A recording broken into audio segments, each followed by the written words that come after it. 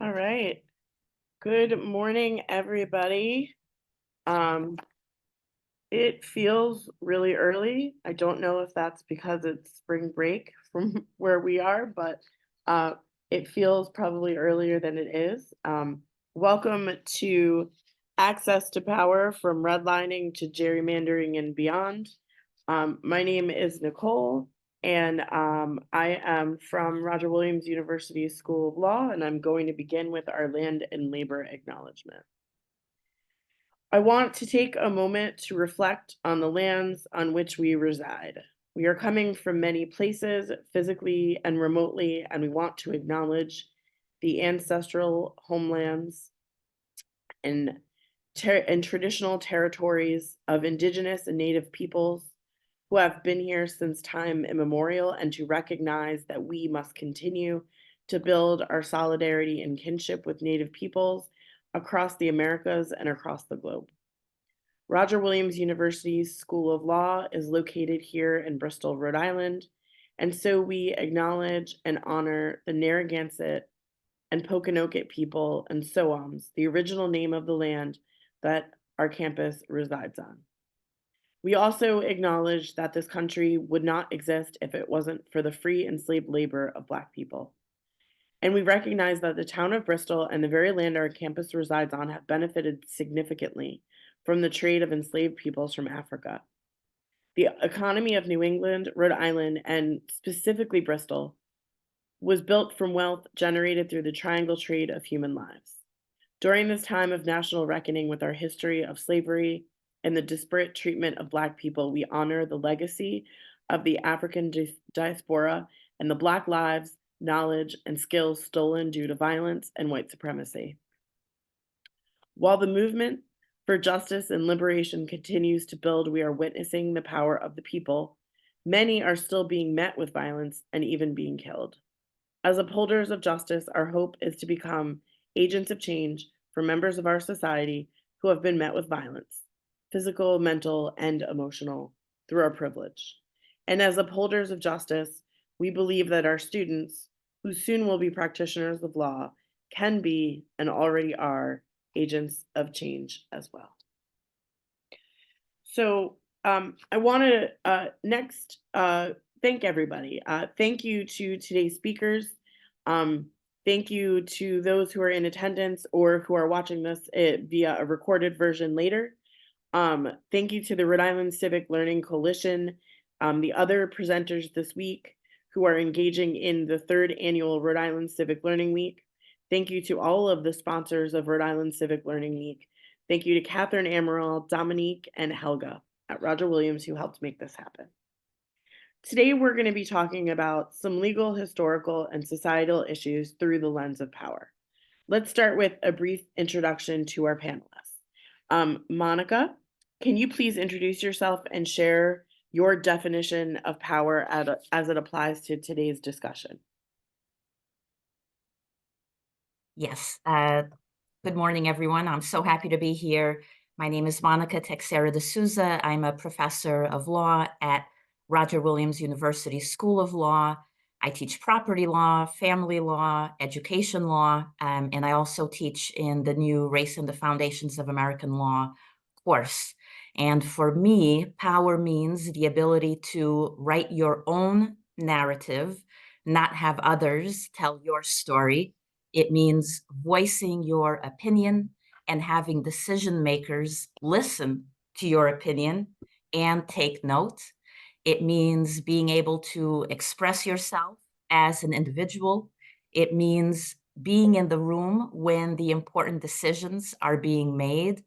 It means having the ability to hold those in power accountable for their decision making. And of course, that means voting in your public officials, but it also means voting them out, right? And not simply having individuals who are either appointed or sometimes are self-appointed representatives of the amorphous, the community. So power for me is all of those things. Thank you so much, Monica. And I hope at some point you're going to tell us about that background picture. The next person that I would be introducing is another professor at Roger Williams, Natasha. Natasha has a family emergency and she is hoping to join us in progress. So hopefully we will see her later. But next is Taino Palermo. Ty, can you please introduce yourself and share your definition of power as it applies to today's discussion? Sure, thank you. My name is Taino Palermo. I am an attorney. I practice education law at Barton Gilman. And I'm also the legal director and co-founder of the Center for Indigenous Peoples' Rights, which is a legal aid center and policy center on the East Coast focused on addressing policy concerns and providing legal services for Indigenous individuals and tribal communities, particularly on the East Coast, of which there is a huge gap in services. I'm adjunct faculty at the law school. I teach federal Indian law and tribal courts. And in that capacity, I serve as the faculty advisor for the American Indian Law Student Association. And I would echo much of what Monica said about power. I think I would adopt that definition as well. I mean, to me, I think it also refers to the ability of individuals or groups to influence, control, or in some cases dominate their own and others' access to resources and decision-making authority, determining people's social status or their own. And so being able to dictate that, like Monica said, and having a seat at that table or you're on the menu, as they say. So thank you. Thank you so much, Ty. I know he said that he is an adjunct, but he is part of the Roger Williams family. I don't think adjunct really gives him enough credit. My name is Nicole Dyszlewski. I am a professor where I teach with Monica in the Race and the Foundations of Law program. I'm also the director of special projects here at the law school, and I'm really excited for today's conversation. And as I was thinking about like how I would define power, I thought about when I was a kid, how they say teachers, politicians, people say, oh, well, if you don't like a law, then go get it changed. And the idea is in order to be a change agent, it's just so simple as getting the law changed. And I thought about that a lot because I don't actually think it's that simple. And I think our positionality really matters. So my own definition of power is really the ability to do that. The ability for a person or a group of people to have a say in the way in which our governmental policies and laws are created, shaped, and interpreted. That means having a voice at the voting booth. That means having a say in the legislature, at town meetings, in your community, and in the judiciary. And I think an intermediate step to that is really having education and access to information about all of those things.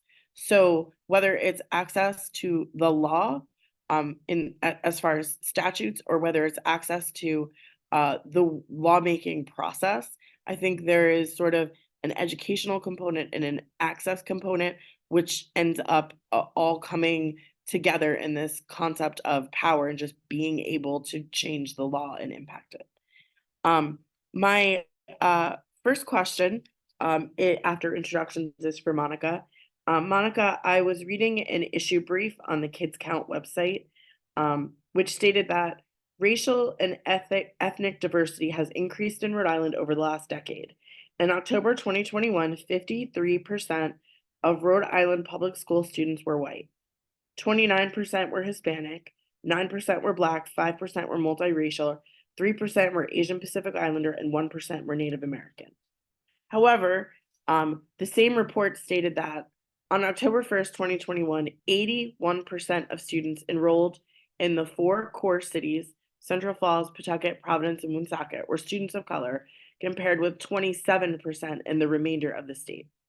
You are an education and property law teacher and scholar. Can you talk a bit about sort of how this works, the history of housing and education segregation in Rhode Island? Absolutely. And recognizing that it's a very large question, right, that you're posing, and there's so much that goes along with this. But in the context of really thinking about the way that we, and not only us as a state, but really throughout the country, have ended up with core cities that by and large are where a disproportionate share of our people of color live, where a disproportionate share of low-income people live. And we also know that along with that, we see challenges in the school systems. And there's so much that I think is important for us to pull out from this data. One of the items that I'd like for people to be aware of, just as we start, is because of the history that we have had in this country with respect to race, because of the racial hierarchy that has existed historically, when we have schools or school systems that primarily are serving kids of color, there is a negative association, unfortunately, that the rest of the public will form, often inaccurately, right? Assumptions being made about students, about their schools, about their teachers. And so where we are as a nation right now is that increasingly we have a public school population, right? Our demographics as a country are changing. And so increasingly we have more and more a school population, public school population, that is becoming more and more a student of color population. Now, what does that mean in terms of the level of public support that we are seeing and can continue to expect to get from taxpayers throughout the state, not only in Rhode Island, but again, in other states? Unfortunately, what we're seeing is that as our public school population becomes more and more diverse, the public, their faith in our public schools is also hitting all-time lows. And I think it's important to focus on the racism that has been embedded in our history and to make that connection, right? Because what is the reason for this decrease in the public support, financial and otherwise, for our public schools, for this good that has been a public good and has been at the bedrock of our democratic and civic institutions? The other thing that I will say, and that applies specifically here to Rhode Island, is that we also see how in communities that are disproportionately communities of color, we have different decision-making processes in place, and we have different levels of control being exercised by local communities. And I'm just going to give people an example. And Nicole, you asked about this photo that I'm in front of today, and it gets into this. We had a situation in Coventry. And Coventry, if we go to the Rhode Island Kids Count Fact Book and we look at the data, Coventry has 28% of its student population that is considered low income, and it has 86% of its population, student population, is white, okay? In Coventry, there was a proposal made to consolidate a couple of schools and to close a school that was popular in the community. And the public was in an uproar, and there were public meetings and gatherings. And the result was that that plan did not go forward. The decision makers listened to the community. In Providence, we've had very similar events happening in the last few years under the state takeover, where a number of schools have been closed, even in the face of public protest. This is the most recent one that you see here behind me. This was actually an organic student walkout at 360, a high school in Providence, Rhode Island, protesting the announcement, the abrupt announcement that their high school would be closed. In Providence, we have very different demographics. We have 70% of the student population is low income. Only 8% of the student population is white. And here we have not seen the same level of response, appropriate response to community engagement, to community outcry. And so we'll see, this story is still ongoing, which is why I have the photo behind me, because I want to give credit to these students, because this is what civics is. This is why we're here. I want to let those students know, now they're in school, right? So hopefully they're not really watching this at this time, but I want to let them know that a lot of us adults support them, right? We support what they're doing. And I want them to know that they are part of this very proud legacy of activism and engagement and involvement in the community of people of color in Rhode Island to advocate for schools that work for them. When you see this young man's sign behind me, it says, "They know our name. Do you?" And he's talking about the relationships that he has with the adults in these buildings. And if we close a school such as this and we just simply disseminate students into other schools, not being worried about the communities that they have at one school versus another, treating all of these students, teachers as fungible, we're missing the most important part of education, which is the relationship, right? The relationships. And so, you know, this is amazing. This is what we want our young people to be engaged in. And I hope the decision makers will listen, right? I hope they will listen, because in Providence, and I'll just tell you a little bit more about this picture, and it relates back to your original question of power. Who has it? In Providence, we've had a school board that is appointed, right? Not elected. And so much of education law in this country is built on this principle of local control. So why is it that in our communities of color, we don't have that same level of local control? If it's good enough for everyone else, and it's considered the bedrock of these education law principles, then it should be good enough for all communities, right? Well, what else have we had in place? Well, what we've had in place is a council on elementary and secondary education. And so you would imagine that particularly for a district like Providence that has an appointed school board and that now is under state takeover, this would be the place where they would go to voice their concerns. Again, on the power, again, on the voice, we see that recently the ACLU had to get involved and actually send a letter to the Rhode Island Board of Ed saying, listen, Rhode Island Council on Elementary and Secondary Education, if you're going to have a public meeting, maybe allow people to show up and actually speak that night. Instead of having to sign up, the policy has been, you have to sign up 24 hours in advance. We want, on the one hand, we say we want community engagement, but it ends up being performative, because when people actually show up, they've been utilizing a smaller room. This was another issue raised by the ACLU. They used a smaller room and blocked out people, including elected city council people from Providence, from being able to speak at this meeting. They called law enforcement when there was a larger space available in the meeting where they could have held their public meeting.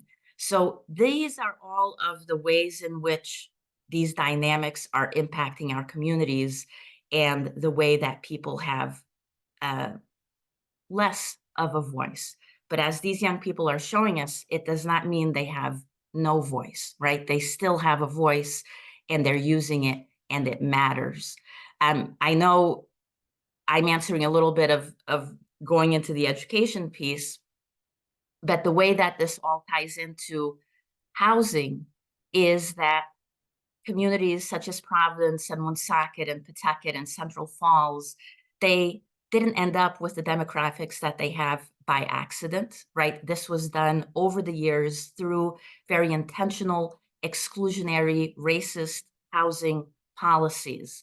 Many people are familiar with redlining. Redlining was a practice of limiting lending in certain neighborhoods. So for instance, you can actually find online a map from 1930 2005, it was the Homeowners Loan Corporation, a federal agency. They had a map for Providence, and you can look at the different regions of Providence, and some are in red, and others are in green, and some are in yellow. And in essence, what it meant was that the red areas, the red-lined areas, were risky for loans. They were risky for investments. And so what that basically meant was, in this era where the federal government for white homeowners or would-be homeowners was attempting to refinance mortgages that had even gone into foreclosure, fewer of the 25,000 of the more than 1 million homes that were refinanced by this federal agency went to non-white individuals. You also had the Federal Housing Administration. This was established in 1934, and it used another mechanism called racially restrictive covenants. So if you're my property student, you spent a lot of time talking about servitudes, right? And these are in essence private agreements. Now, we still have them to this day. If you live in a condo, most likely you're restricted. They may tell you, hey, you can only paint the exterior of your home one of these 3 approved colors. Well, in this earlier era, the federal agency, this Federal Housing Administration, actually said, we want to encourage you to use racially restrictive covenants. In essence, saying you are to rent to or to sell only individuals or families who are of these approved races and ethnicities. And it basically excluded non-whites from what we know in the United States is the best path toward the intergenerational transmission of wealth, which is home ownership, right? We had exclusionary zoning at one point, explicitly racially exclusionary zoning. The Supreme Court in 1917, in the case called Buchanan v. Worley, determined that that was unconstitutional. However, a few years after that, in 1926, in the case called Euclid v. Ambler, the Supreme Court gave its stamp of approval on class, socioeconomic exclusionary zoning. And we are still grappling with the impacts of that today. The type of zoning that was upheld as constitutional in the 1920s, and that says, for instance, entire neighborhoods, sometimes even entire towns, can be zoned single-family residential.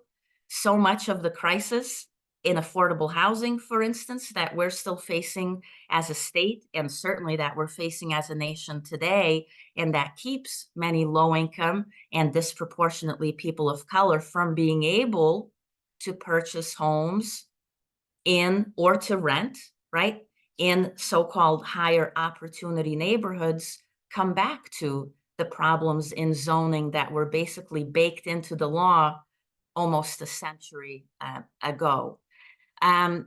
So these issues of education and housing are so linked in our nation. How do we fund schools? We fund schools primarily by way of property taxes. We have property poor districts and we have property rich districts. In 1973, we had an opportunity for the United States Supreme Court to overturn that system of funding in a case called San Antonio v. Rodriguez. But in a 5-4 decision, the Supreme Court decided that no, it wasn't going to do that, right? And it decided that there was no right to an education under the United States Constitution. It decided that wealth was not a suspect classification. And these students that you see back here protesting the closure of their school, they're also walking in the shoes of the students who had initially engaged in their own student walkout to protest the inequitable funding structure in Texas. And that's what got us the San Antonio v. Rodriguez case. And unfortunately, it did lead to that loss at the US Supreme Court level. But that's another part of this puzzle, the funding structure, property taxes being one of the primary sources of funding for schools. In a city like Providence, and this is the last piece I'll say, And I say this only because it ties into what I'm about to mention. I'm a proud Brown University alum, graduated in '98. I had gone to Pawtucket Public Schools, was very happy and fortunate to go to Brown. It opened many doors for me. But I have to say that it pains me to see that the reason that the Commissioner of Ed is saying they're closing 360 is due to a lack of funds. When I know Brown University, if only it paid its property taxes the way that you and I have to pay our property taxes, we would have those resources. We wouldn't need to close schools that are working. So I think it's important to keep the big picture in mind, to see how these things are linked, and to keep advocating and to keep pushing and to keep using our voice and whatever platform we have to listen to people on the ground, to listen to those who are most impacted. Thank you so much. That was incredibly helpful. Most of the people who are in the webinar today are not attorneys. And I think on some level, I mean, I don't know how to think like a non-attorney, but my guess is you understand on some level that education is related to where you live and that this is related to the history of race. I mean, what is, when you go buy a house, you think, oh, well, what kind of school district is it? But I think it was really helpful to hear the law to some of that, even from a big thinking about the big picture, but also going down even into some of the little picture like zoning or racially restrictive covenants, because I don't think people really know how it got to the way it is and how the way it is affects actual students in classes every day. And so I really, really appreciated that. And I thought that it did a really good job of explaining a huge issue or two huge issues in a way that I think anyone could understand. I do want to go back to a history question that I'm hitting on all of your areas of scholarship. When I was looking to, when I started to engage with you on this conversation, you suggested that we talk about George T. Downing. And I've done a little bit of research, and I think that this is like a really amazing part of Rhode Island history, and I'm so glad you're here to talk about it. A 2016 article from the College Hill Independent states, quote, historical events and legislative records might suggest that Rhode Island schools should have been equal and diverse a long time ago. Rhode Island's General Assembly formally outlawed school segregation in 1866. After nearly a decade of advocacy by George Downing and the state's other Black leaders, an early shift compared to the rest of the country, but not surprising in a state with a relatively progressive political tradition. The Supreme Court likewise banned legally segregated public schools in the entire nation with the 1954 landmark Brown v. Board decision. Yet, nearly 60 years after that case, school segregation remains an intractable problem for America's and Rhode Island's communities of color due to a dangerous mix of social and legal forces. End of quote. Can you please share about the work and life of George T. Downing and how he contributed to this conversation? Absolutely. And there's an incredible book, by the way, that I will let people know about. It's called Dark Work, The Business of Slavery in Rhode Island. And it was written by Christy Clark Pujara. And so she basically goes into what is, in many ways, as you said, Nicole, hidden history, right? It's hidden history about Rhode Island. Rhode Island, I think in the public mind, is not typically associated with slavery, with the institution of slavery, with racism. We think about it as this northern state.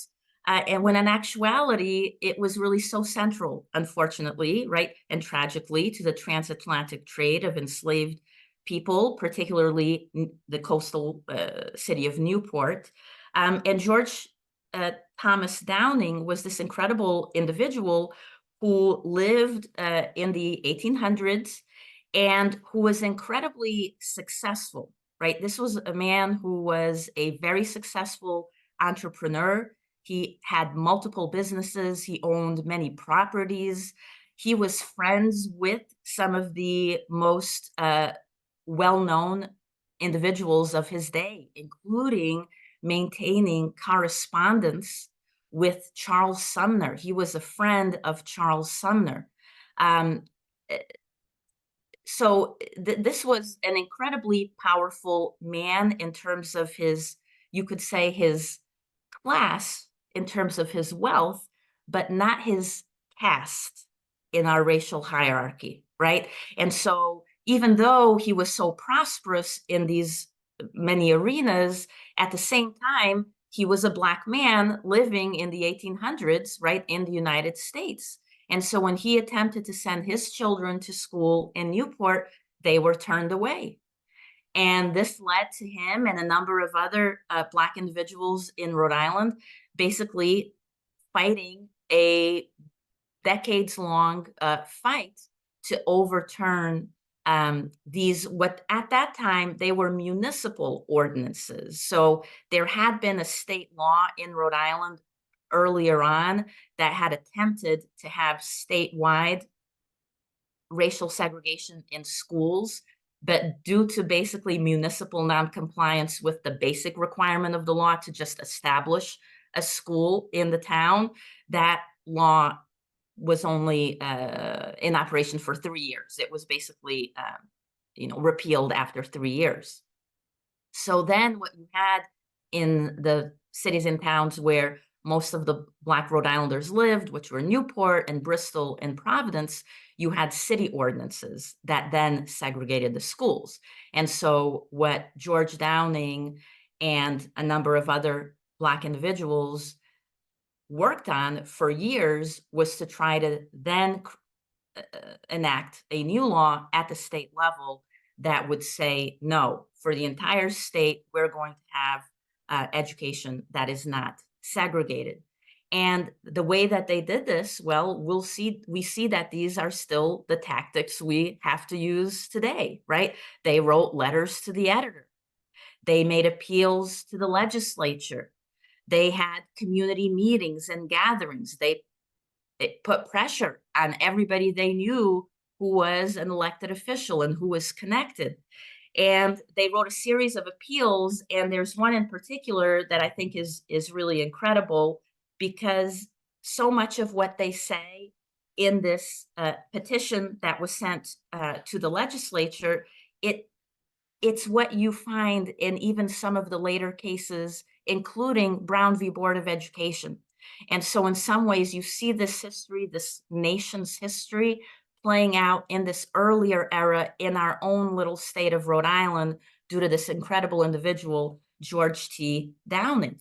And he basically wrote to the legislature, and he said that this segregated schooling system, quote, set us apart, make us a prescribed class, and thereby cause us to feel that we have separate interests, not alike concerned and interested in whatever pertain to the interest of the state, and thereby cause us to be regarded in the eyes of the community as inferior, a despised class to be looked down upon. And so in this letter, what he's doing, which is what Thurgood Marshall later would do in his arguments to the Supreme Court in Brown v. Board of Education, is making this link, right? If you tell us that our kids can't sit next to your kids in school, you're sending this message that there's something wrong with us, right? That we're inferior. And so through these appeals, through this powerful rhetoric, they were able to, as you said, Nicole, get the law changed in 1866.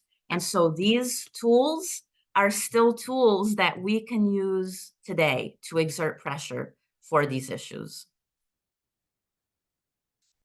So a point and a question. So someone wrote, Michelle wrote in the chat or in the Q&A, the John Brown House Museum in Providence will be opening an exhibit based on Pujar's Dark Workbook in early summer, which obviously Ty, Monica, and I will join up for lunch and go.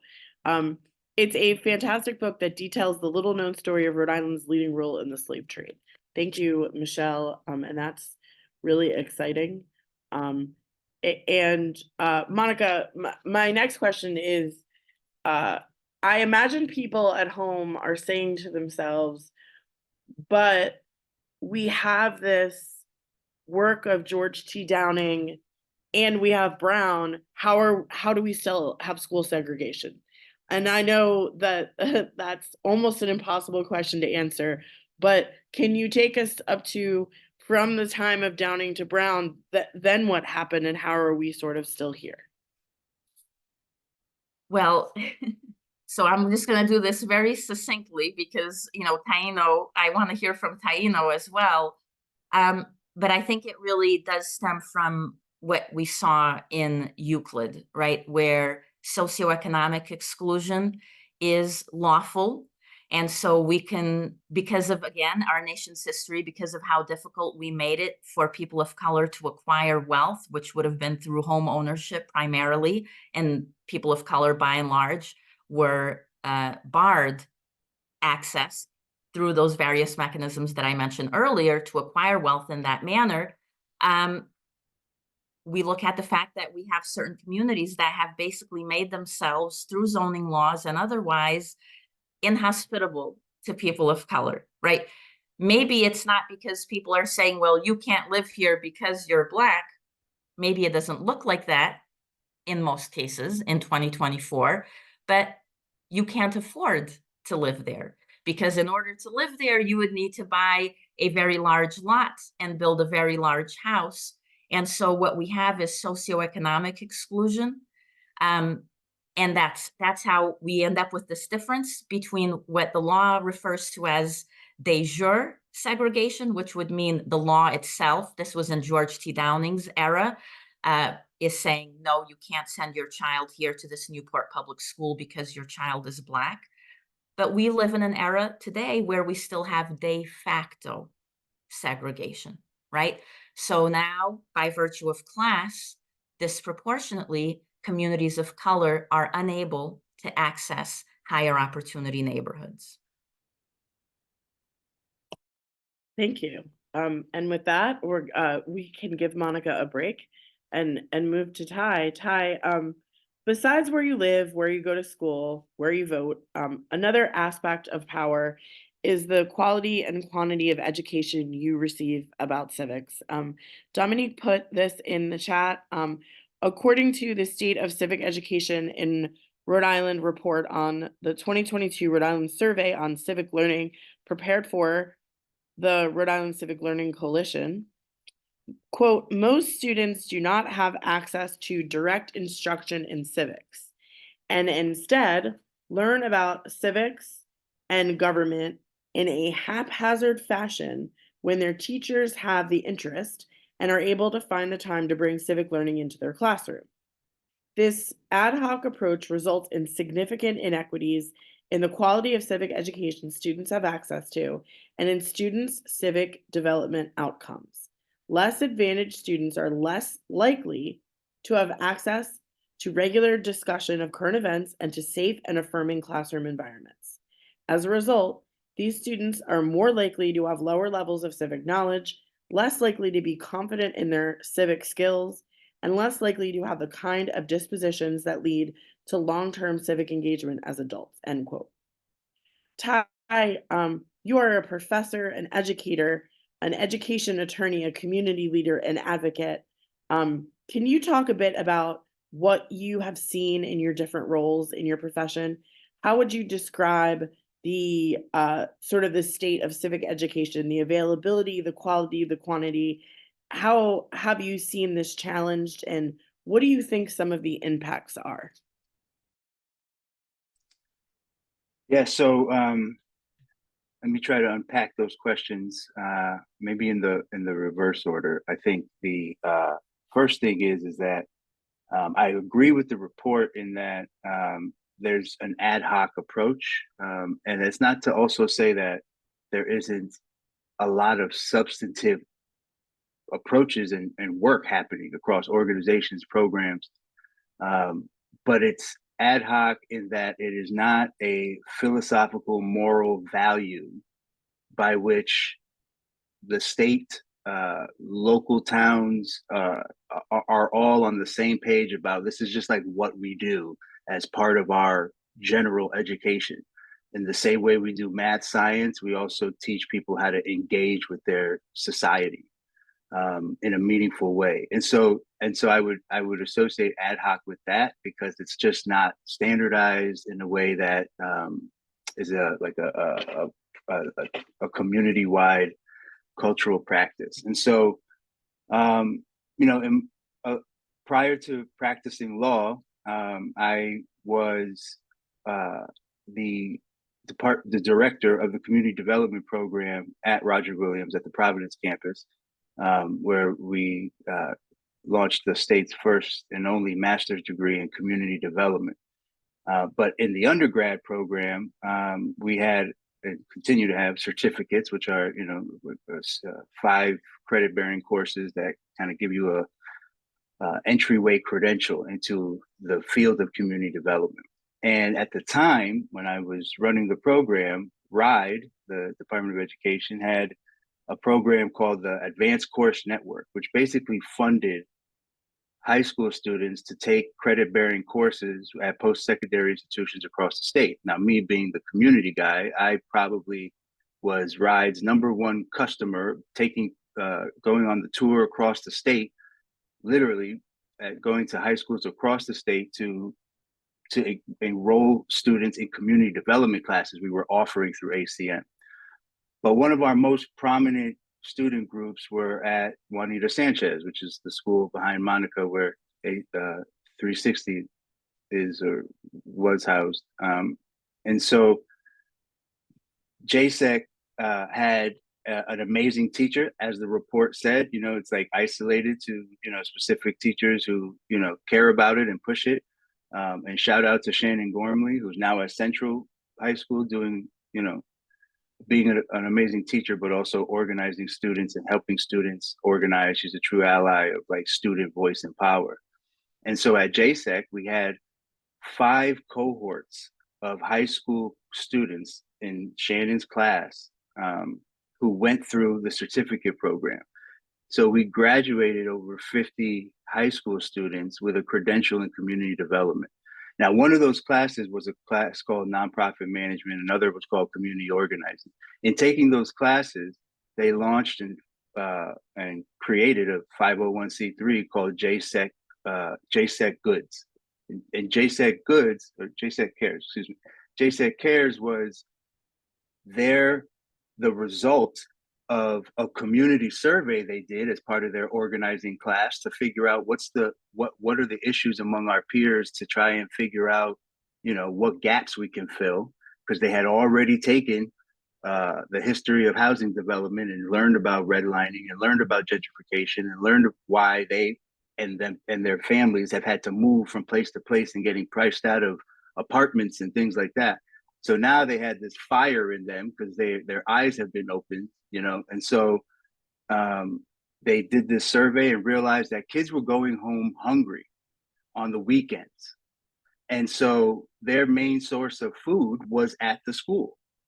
And so they wrote grants. They got a grant from the Rhode Island Foundation. They got they hit the streets and talked to their parents' friends who were small business owners, and got a monthly donation of 100 backpacks, I think from a sports company, and procured a pantry that we had to buy an additional pantry for that was housed at JSEC, and just stocked it. And every Friday, over 50 backpacks at least would come and they would have to, we need more backpacks, we need more food. And they were sending kids home with food and closing a gap. Now we have a very robust, food pantry, food bank system, and there are places to get food, and there's still access issues, right? And to Monica's point earlier, I mean, that's by design. It's not, we didn't coincidentally get here. This was a manifestation of a systemic marginalization and oppression that has now just resulted in these dynamics that they have to navigate, which is, going back to that point Monica made with the young man with the sign behind it. It's like, these people know me. There are people making decisions about me who don't even know me. And so, I've seen that challenge to the lack of education by just, amazing young people who are great at reminding us that there is hope for the future.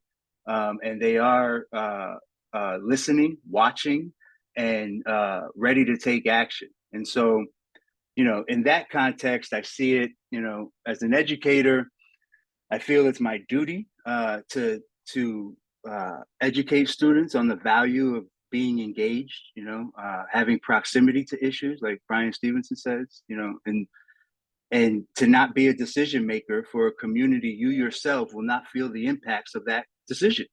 I think that's just like a baseline, standard. Is like, okay, I'm going to sign up for this committee or this board or whatever, and I'm not the recipient of my decisions. That should give you pause before you make a decision and question the table you're at. And so as I educate in my various capacities in undergrad, grad, at the law school level, that's always woven into my approach. In Indian law classes, I teach about context. It's extremely important to look at the dates associated with these landmark Supreme Court cases. Perfect example is a case called Lone Wolf. Now, it was two tribal members from different tribes. One killed the other, and it was tribal custom to give horses and hide and these non-criminal justice sentenced type of treatment, as opposed to this kinship peacemaking approach, and somebody died, and there was a price to be paid, and it was settled. The person who died happened to be kind of like a Indian ally to DC lawmakers who were upset that this person died. And so now they were like, whoa, they settled this murder case on their own and adjudicated this matter on their own. And so they took it upon themselves to prosecute Lone Wolf in state and criminal court. And then it was appealed all the way up to the Supreme Court. And the Supreme Court said that the federal government didn't have jurisdiction over Lone Wolf. That case was in 1833. In 1883, 1885, 2 years later, Congress passes unanimously the Major Crimes Act, giving federal jurisdiction over criminal matters on tribal lands. And so, which is just, the first week of our 3-part week of how criminal law is slowly eroded from a sovereign tribal nation's hands to govern itself.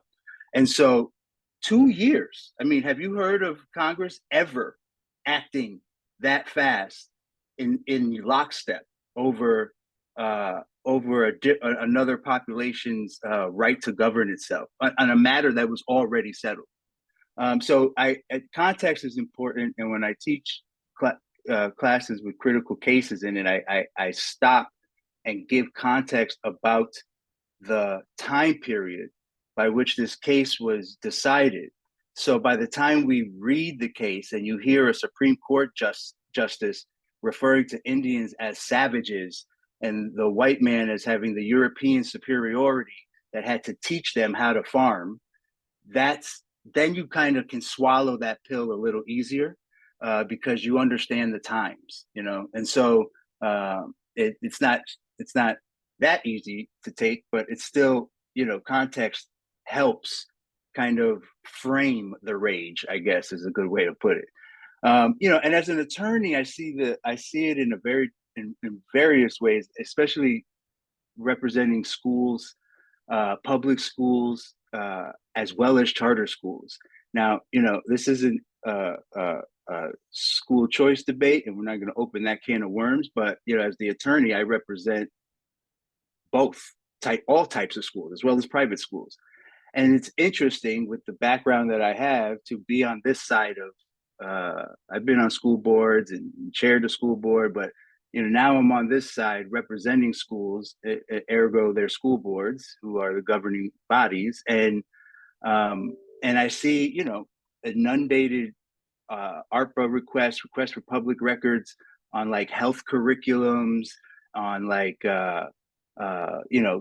culture and diversity, and like all this, these political talking points that are weaponized and translated, and the law is used to disrupt education in these ways, and the spreading of knowledge, which to me all comes back to civics, and this idea that like your personal beliefs, your religious beliefs, should be the basis by which your policy stands on, which means you don't know the country you live in and the reason it was founded, which is to separate the two.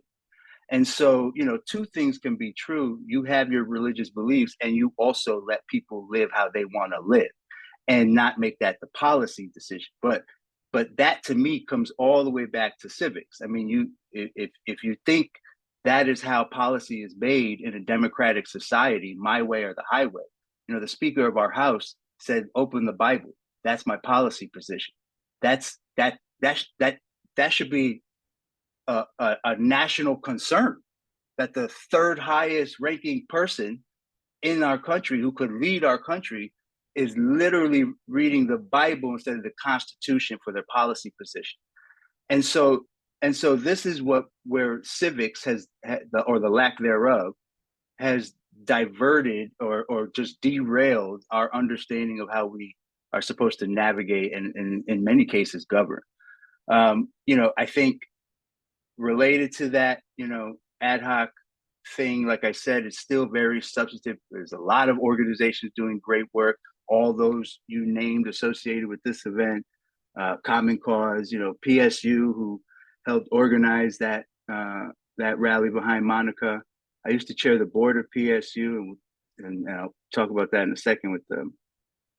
But there are a lot of organizations doing a lot of great work, but you have to find them. You have to look for them, and you have to lift them up and elevate them, because as it's not for lack of effort, it's for lack of just value and appreciation, and like taking it as serious as we take everything else.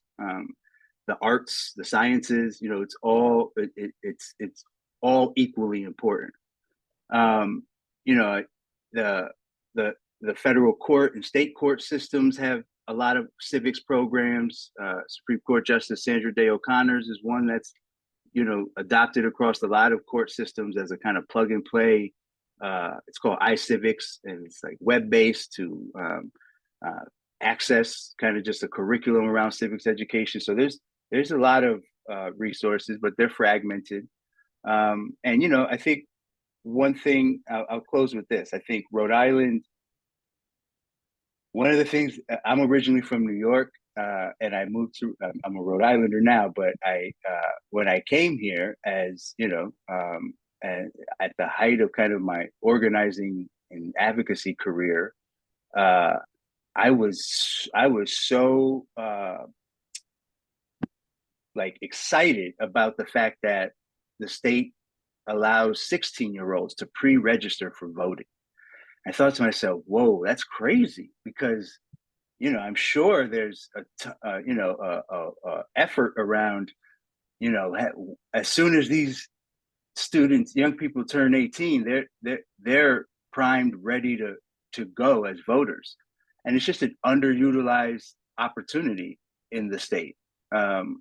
And so, I think there are plenty of opportunities, a lot of work that could be threaded together and institutionalized in the way we institutionalize things that don't have necessarily a direct impact on us the way being an engaged member of society does. Thanks. Thanks, Ty. When you were talking, I just kept thinking about, so my background is as a librarian, and there is a lack of information literacy, and the way in which people don't have students don't necessarily have a basis in civics. Many students get to college or graduate high school with a lack of information literacy. How to tell if this is a good source, how to tell if this is bias, can I trust this? And I think sort of some of the same things underpin that, which is it is easier to not give it is easier to maintain the status quo if people aren't educated in certain areas. And I think law is one of them. I think information literacy is one of them. I think civics is one of them. And so I think what I sort of want people to take away from today is to think about the way in which we educate people on these topics and the history of exclusion and how all of this relates to like the ability to have meaningful power in our democratic society. Ty, my next question is for you.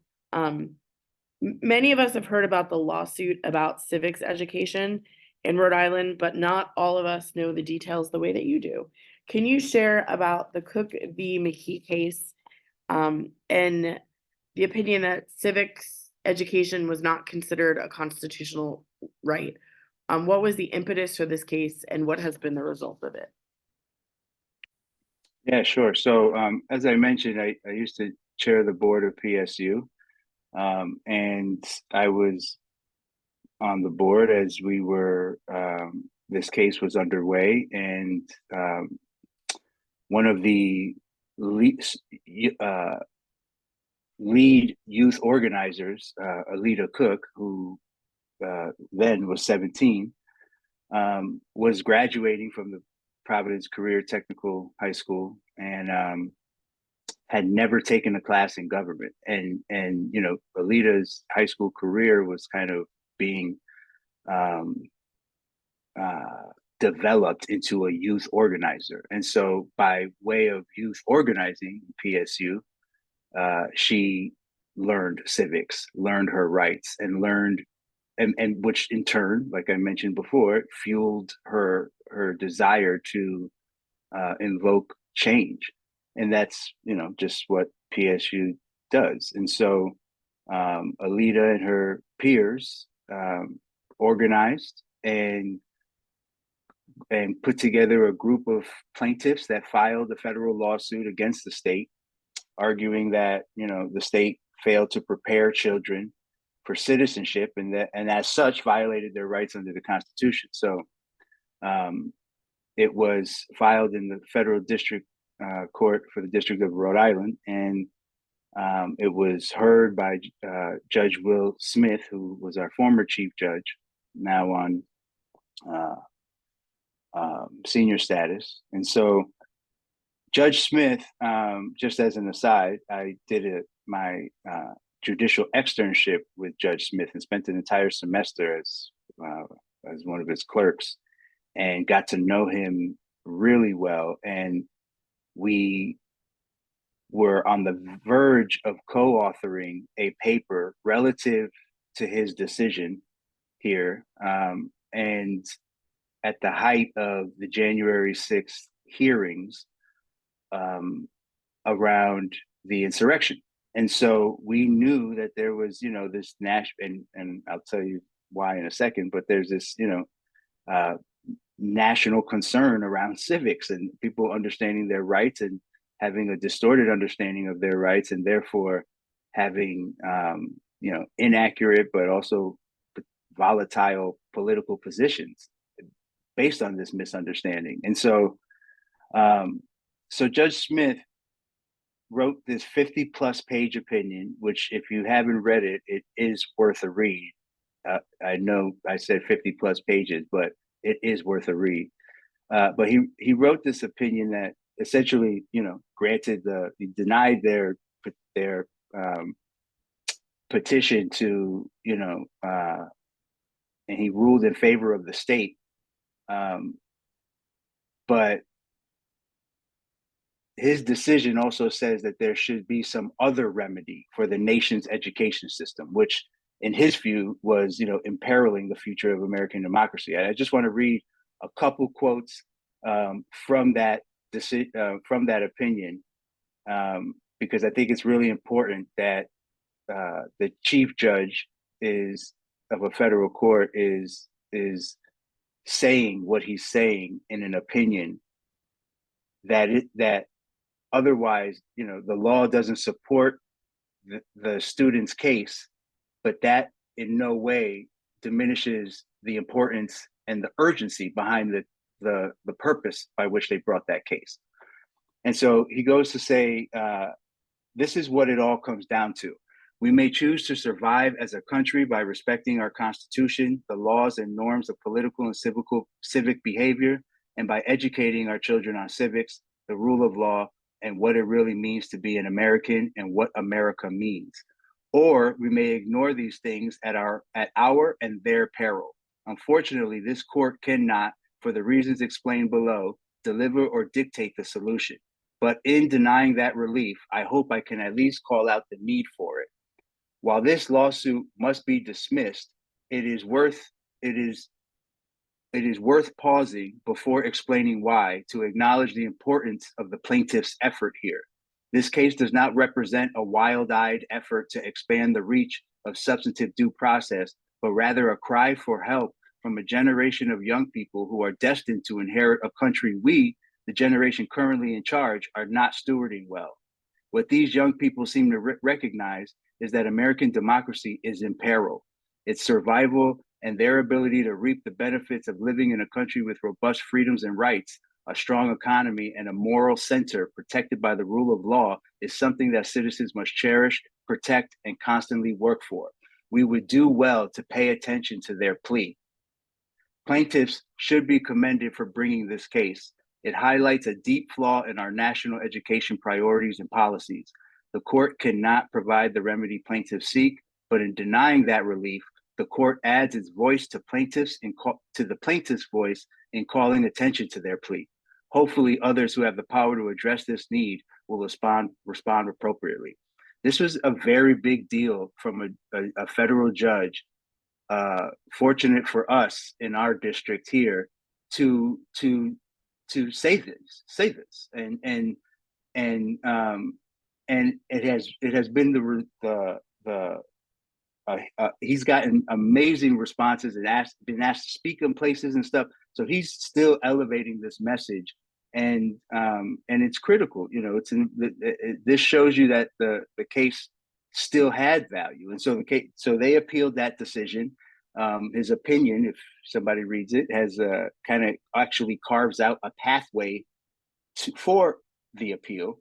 And in the appealing process, in 2022, the plaintiffs ultimately settled with the state and jointly announced that they will establish what is now the Rhode Island Civic Readiness Task Force to review and operationalize the specific measures to improve civics education in the state. And so that is underway now. That's where that case is now, or was, and so yeah.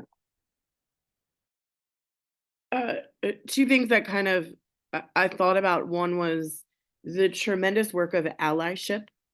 That it is so important to have allies, especially allies who are as critically important as Judge Smith, but how powerful his allyship was, and then how important the message is that it is uniting students, it is uniting alumni, it is uniting community members, it is uniting people who are suing and judges, and finally it ends in sort of this agreement. So it is also uniting the Department of Education and teachers, and that this is critically important to everybody. There is no one who is saying this isn't important and now we just need to do it. So thank you for kind of explaining that in a way that anyone could understand it. Next, I'm going to move to our third speaker. Thank you, Ty. Natasha, could you introduce yourself, and could you define what power means to you in the context of what we're talking about today? Yeah, thank you so much. I'm really grateful to be here today. When I think about power in the content, I'm sorry if there's background noise, first of all. I hope everyone can hear me okay. My name is Natasha Varyani. I'm an associate professor at Roger Williams School of Law, and I'm so happy to be here. I usually teach in the areas of property and tax and contracts and things that don't immediately seem connected to voting rights and gerrymandering and the things that I'm going to talk to you about today. But for me, these are issues that are sort of connected to everything that not just lawyers do, but everyone does every day. And when I think about sort of what power means to me, I think sort of a little bit about the ability to control ourselves and our communities, to have a say in what happens to ourselves in our community. But I also sort of think about what lack of power means, right? And that sometimes the inability to have a say or control in not just what happens to our communities, but who controls what happens in our communities. And that's sort of fundamental, particularly to what I'm going to talk about today, particularly in the Voting Rights Act and how we elect our officials in this representative democracy that we've created for ourselves, that we have, that is so fundamental to the type of democracy that we have. Thank you so much. Natasha, I'm so glad you made it. Thank you. I know there's a lot going on right now, and thanks for showing up. When you and I first developed this presentation, we really wanted to make sure to talk about the issue of voting rights. Can you talk a bit about the history of voting rights, and kind of tying this into what Ty said, what Monica said, how voting rights is related to the idea of access to it? Yeah. For me, this is such a fundamental question, and it's so inextricably linked to the history of our country. We don't really have a constitutional right to vote. Individual citizens don't have a right to vote that's granted by the Constitution. And we think about sort of who has written our Constitution and sort of the power structures and dynamics that existed at the time of the founding of our country. And, you know, the importance of property ownership and how that was connected to voting. Really, the Constitution was written by a bunch of white males who owned property, and those were the people who were charged with leadership and selecting leaders and deciding what was best for everybody that was in the country. I'm going to condense a lot of history into a very short amount of time, and really start with the Voting Rights Act as it existed sort of starting around the time of the Civil War and Reconstruction, right? After the Civil War, we had a group of people who were formerly enslaved who now had access to citizenship. We think of the 13th, 14th, and 15th Amendment as sort of a package of amendments, but that's not quite how they went. The 13th Amendment sort of said, well, no more slavery, and that was great. The 14th and 15th were a little bit more hard fought in their passage. So I think that that's sort of important to note in sort of understanding how getting the right, removing sort of the institution of slavery from our country was required a war, right? But then once people were freed from the institution of slavery, giving them the rights of citizens to vote and to determine sort of who can represent them and make decisions about their communities and the resources from the country was another battle. I think for me, thinking about how these amendments were passed and sort of how the story of voting rights is not only the story of our country, but it is a really highly political story. And in my in my career, I've tried really hard to sort of separate sort of the issues of pure law from issues of politics. But in this area of voting rights, it's really impossible to do, because when you change the electorate, there is always a political question, particularly when you're changing an electorate in such a dramatic fashion. When you're adding, hundreds and sometimes millions of people to an electorate who formerly couldn't vote, it's going to change sort of the way, in a very dramatic fashion, what the people who were formerly in power, it's going to threaten them. So the resistance to changing voting rights has always sort of been, you can understand how the people who have enjoyed sort of their being elected and being in power might be threatened by some dramatic changes in voting rights. Nevertheless, though the 13th, 14th, and 15th Amendment don't explicitly give individuals the right to vote.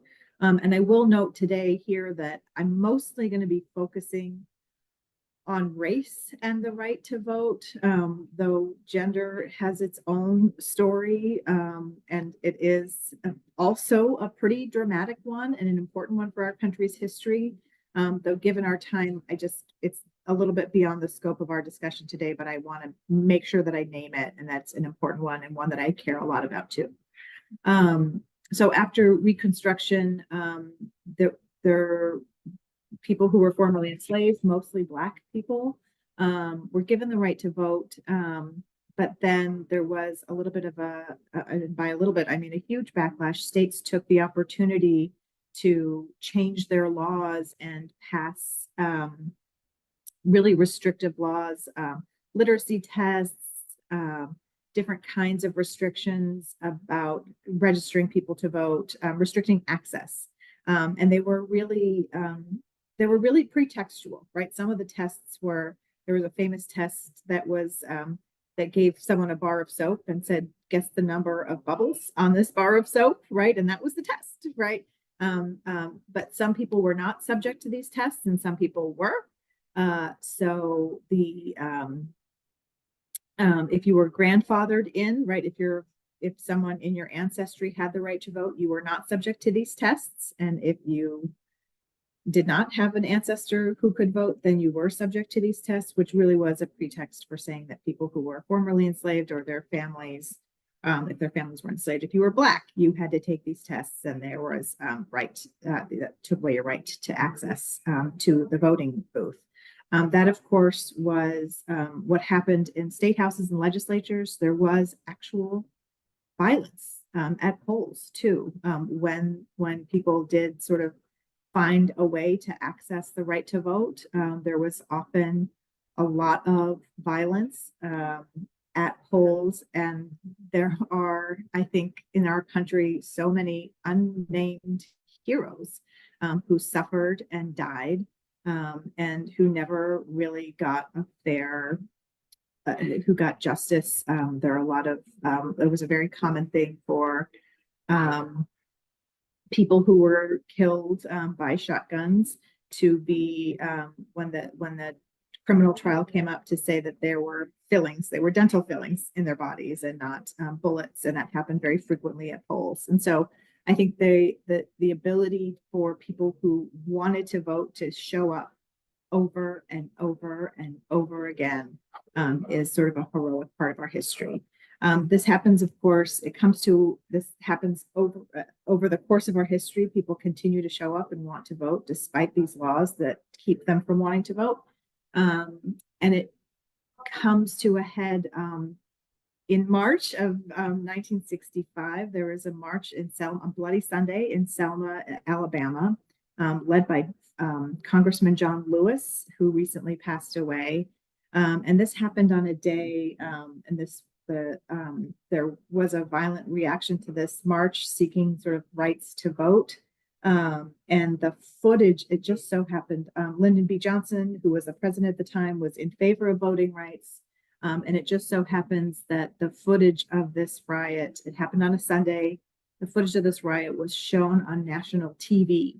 And there was a broadcast on a Sunday night of a movie, The Trials of Nuremberg, which was sort of a a thing that sort of thinking about sort of the trials that were happening from World War II, and the footage of the Selma March riots broke into the showing, the Sunday night movie showing of the trials of Nuremberg, which a lot of people in the country had tuned into. And Americans were so confused about what they were watching. They weren't sure whether they were watching something horrific from the war or what was going on in Selma. And it was that moment that really crystallized the sort of motivation. And it was very shortly thereafter that the Voting Rights Act was, Lyndon Johnson sort of got the momentum to pass the Voting Rights Act. Many of the provisions allowed the federal government to sort of oversee the states that were making all of those laws that restricted access for Black people mostly to get to the polls. So the Voting Rights Act was particularly in it's a particular piece of legislation in our history in that it actually did what it aimed to do. It allowed access to a lot of people to vote. And it did its job. It allowed the Department of Justice to sort of find those states that had a really problematic history and correct some of the things that they were doing that were most problematic. As many of you know, it has been dismantled recently, but I'm gonna let you ask me about that. I think I was going to say, but then everything goes terribly wrong. And I'm only laughing because I this sort of very similar echo to the conversation before with Monica. Someone or group of people do this amazing advocacy and we make some progress on a rights issue, and then the pendulum sort of swings the other way, and we lose rights, or there's this sort of taking back or reaction to, and it's so hard to talk about. Like it's Friday morning of our spring break, and I'm not complaining. It's hard to talk about. It's hard to talk about what sort of happens next. So could you sort of finish the story and talk about Shelby, and can you also talk about the particular issue of gerrymandering and why gerrymandering matters in some of these conversations about sort of how voting and community members are disenfranchised? Yeah, so I want just for a quick minute to acknowledge that it is hard and this story.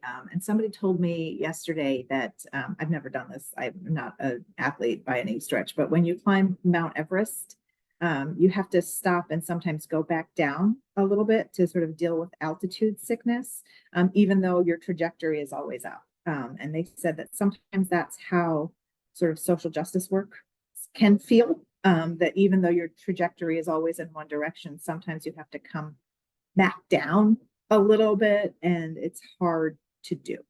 So that image sort of has resonated with me a little bit, and particularly when you ask that question. So I offer that, even though I know, yes, it is unsatisfying and disheartening, particularly with the current state of the court.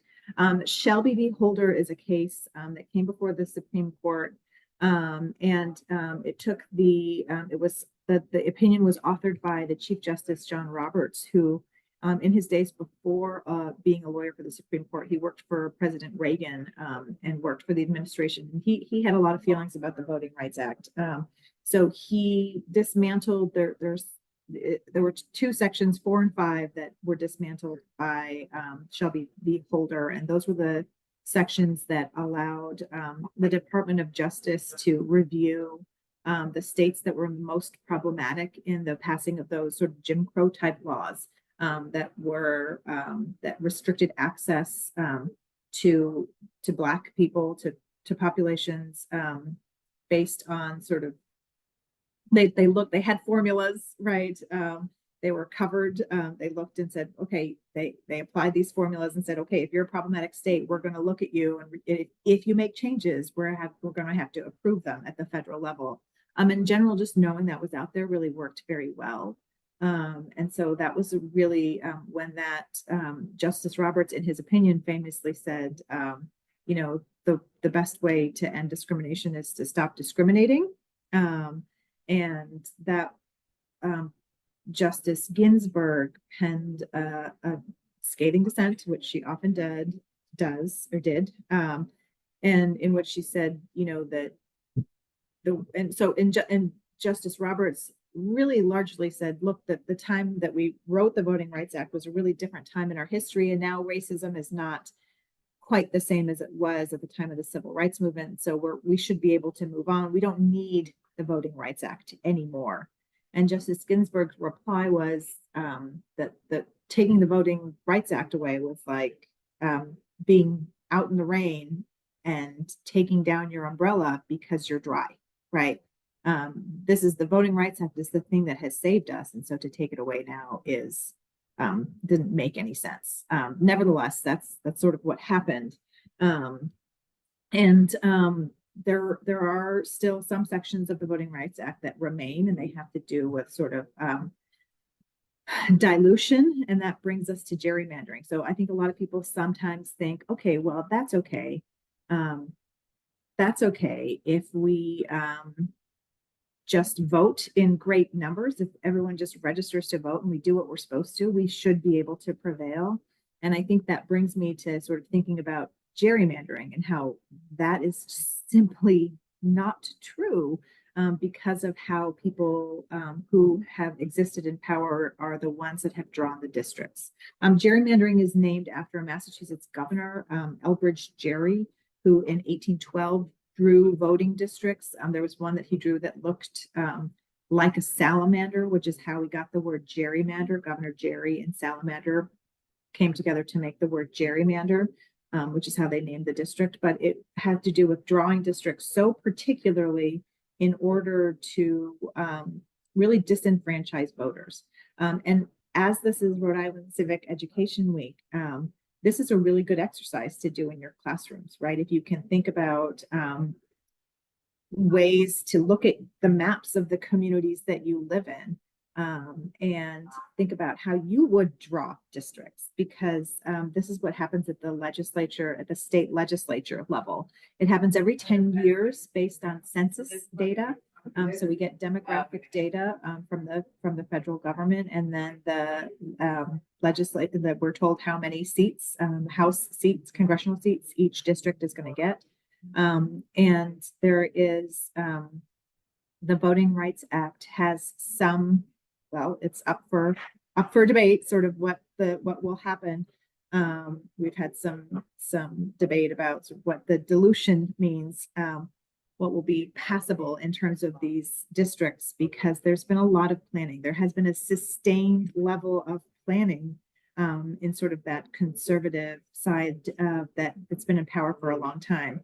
And this happened really starting around the time of voting rights, when there was a prevailing thought in the Conservative Party that around 2000 there would be a minority United States, and that the thought around among the sort of conservative movement was that there was no way that they would be able to maintain power unless they did something. And so they started gerrymandering. And so in fact, there's a really interesting case. I know you're going to ask me for recommendations later, but I'm going to jump the gun and give you one.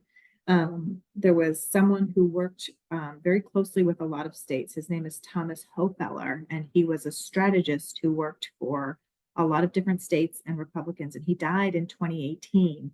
And his counsel to strategists and states was to be very mindful about districting with regard to race and all of the demographics in order to preserve Republican or whatever advantage that they to sort however you wanted. And when he died, his daughter, from whom he was estranged, found a thumb drive with all of his emails, with his fees and his Excel spreadsheets and his maps, and didn't know what to do with it. And so she turned it over, and it got in the hands of Common Cause and the New York Times and New Yorker, and it got submitted to courts to provide evidence.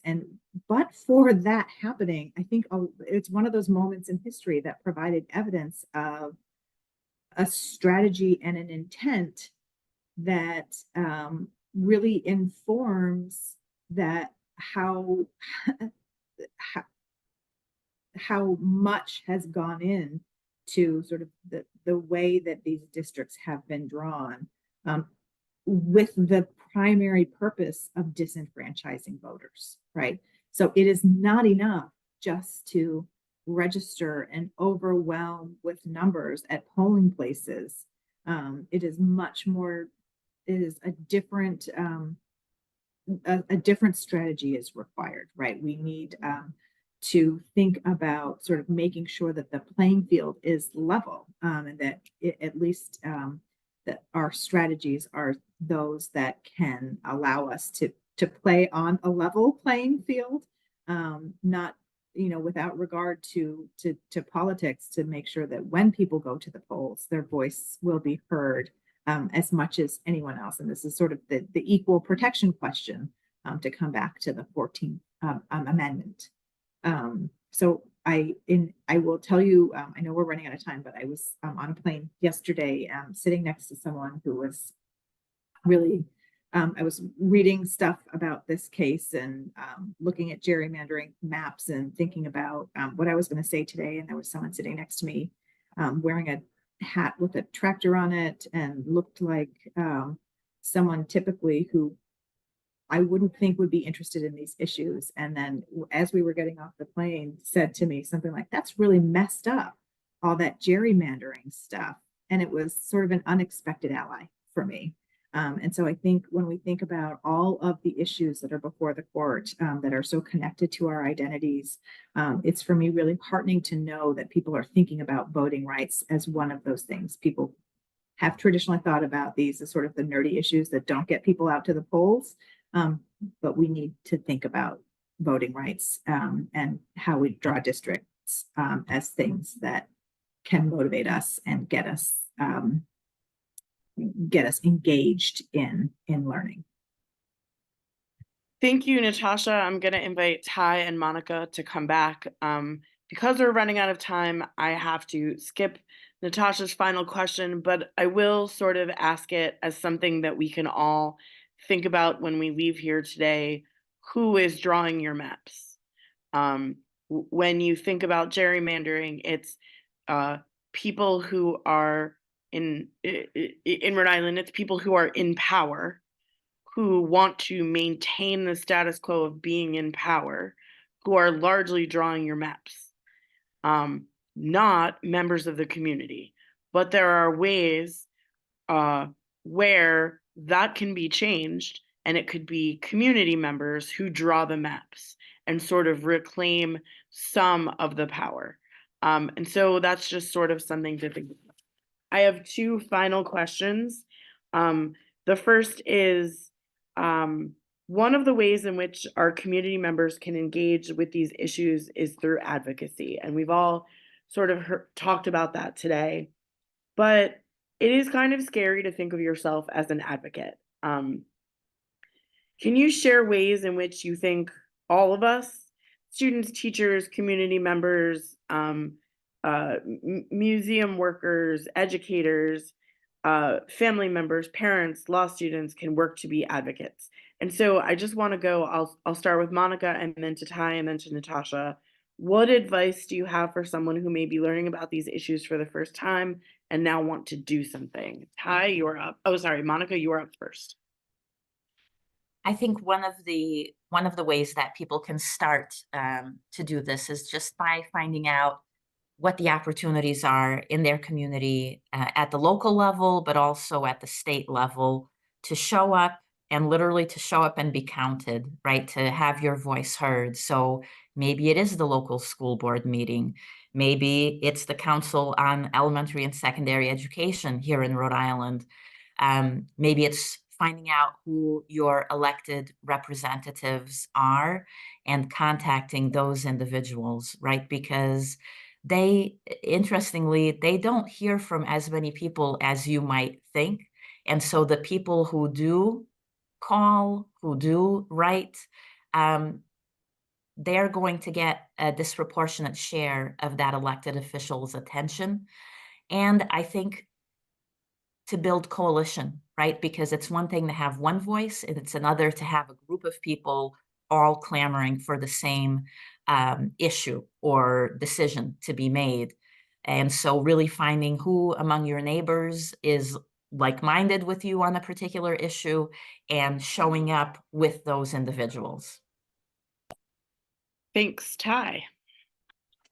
Yeah, I would echo a lot of that, all of it. And just to drill down deeper, I'd go, to your start with yourself and go to the state voting registration website and find out who your representatives are specifically. And then work out from there, go to a local meeting like Monica said, and then is that meeting even accessible to you? Well, there's an issue, right? And so it's easy to kind of parse that out. And then again, the strength in numbers is really where the dial moves. And so, that also is a humbling factor in that maybe your issue is a you issue because you can't find enough people to align with you. And then you have to figure out what you're going to do about that. And so these are all aspects of civic engagement. And then, of course, the spectrum ranges all the way up to being bold enough to run for office and actually, throw your hat in the ring. But what I would say is not everybody is cut out for that or comfortable doing that. And so what I would say is that that time is money. And so your time supporting organizations doing that work, either as a volunteer, a committee member, a board member, is absolutely invaluable. And also money is money. And so to the extent that you can support those organizations financially, just know that that money goes straight to the street and gets put right into work. And so at least in the context here of civic engagement organizations, these organizations are on the ground doing the work. And so they could either use the social capital or the capital. And so there's varying degrees of ways to get engaged or just, take that leap yourself. And I think, Common Cause is one organization that comes to mind that helps facilitate people at across the spectrum of how and where they want to be engaged. So all you got to do is look a little and do a little research, and you'll come across something that seems comfortable for you to engage with. I echo that. I really like to uplift the work of the election protection volunteers at Common Cause. It is a small, you're devoting a small amount of time and you are learning a lot and you're sort of getting more out of it than you're putting in, but you learn about the process in a way that it's hard to do if you aren't there. And so I think that's an opportunity for all of us. And then before I turn to Natasha, I just want to say, Roger Williams is the state's law school. We are the only law school in the state, and we are members of your community, which is why we did this today, which is we want to hold ourselves out as the law school of the state. We think deeply about these issues. We also realize that not everyone has the experience of legal education, so you can learn sort of the nitty-gritty of this.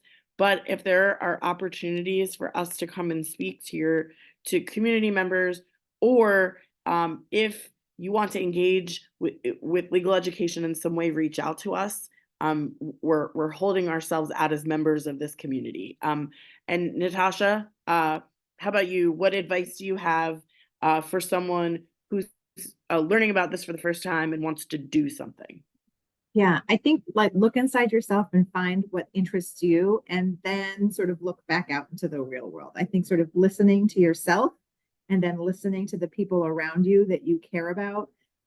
Advocacy works best when you're passionate about it, when you care about it. So find what you care about and follow it. And listening as a sort of loving and listening are that's my my two sort of tips for advocacy. spend a lot of time listening. I know Monica mentioned a couple of school board hearings and you can just attend sort of sessions at the State House. I think there's a lot to be said for just taking things in for a while. If you're very new, go into spaces that you're interested in, take in sort of the discourse, how people are moving in those spaces, the kind of language they're using. And then when you're ready, you'll know when is the right time for you to speak up. So listen to your intuition, find your interests, find your passion, and feel like you can follow them. Thank you. And I know we're running over, but I just want to close with, I really believe that libraries are such an important part of any conversation about education and civics. And I think a good place to start is a library. Go and avail yourself of all of the free information. But since I have some experts here, again, just going one at a time quickly, can we end by sharing one book or podcast or article that you recommend today for people to check out? Monica, I will start with you. So one that really ties into a lot of the education law issues that I care a lot about is Have You Heard? So the title of it is Have You Heard? And it's wonderful. It really gets you in depth into some of what's happening in education law and policy, local and federal level. Thank you. Ty. One book that I really enjoyed in working on that civics assignment with Judge Smith was The Constitution of Knowledge. And it's a really good book about something you raised earlier, Nicole, distinguishing truth and who determines truth, and in order to be able to kind of sift through the multi media discourse that obscures, truth. So Thanks. And then, Natasha, you have the last word. I'm going to say Give Us the Ballot by Ari Berman is a really wonderful work. Okay. Thanks everybody today. Most thanks for our speakers and the people behind the scenes like Dominique and Helga who helped us today. Thanks everyone for attending and have a great rest of Civic Education Week. thank you.